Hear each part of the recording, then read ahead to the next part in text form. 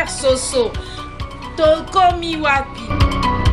Est-ce que moi si na économie na ye akoki pe kopesa mobali mbongo po aya kodoter?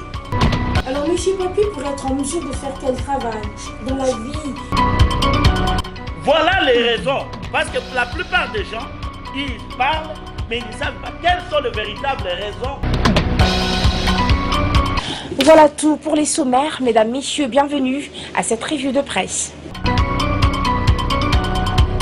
Patriotes, des êtres qui nous sont très très chers, qui ont donné de leur vie pour les Congos. Vous savez, ici, ce n'est pas un problème d'être de la mouvance ou être de l'opposition. C'est un problème humain. Ce sont des êtres qui ont donné ce qui est de plus cher. Il n'y a pas mieux pour nous que dédier notre pensée à leur endroit et demander à Dieu de les mettre à ses côtés. Ce sont des gens qui ont perdu leur vie. Touti kosala messe ndenge touti koyebisa bino ke tosali yango a fonction ya bandeko na biso oyo bapesaka molimo na bango mpona mboka na biso. Boyebi ke na kati ya mboka na biso awa bato wana mingi bakufaki mpona ekolo na biso.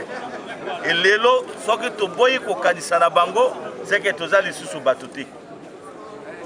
Yango nde bomoni mpo bayebaki esika bazali tokanisaka toujours na bango pe tokokanisa bango toujours jusqu'à la fin ya bavi na biso ntango biso pe ntango ekokoka po teto rejoindre bango.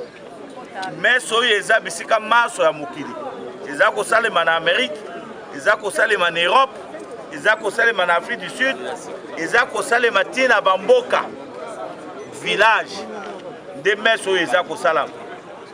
Na Kinshasa tosalaki messe oyo ezala na Tchangu, ezala na Funa, ezala na Moamba, ezala na Lukunga. Mais awa oyo eza cathédrale nde sikoyo nde tosalaki ke bafumu nyonso ya politique baya awa. Voilà pourquoi tosala awa messe wana pote nzambe bato wana ezala ata bazali na masumu mais oyo basali mpona ekolo kopesa vi na bango kolo alimbisa bango. Voilà plus ou moins eloko toyeli awa. Merci.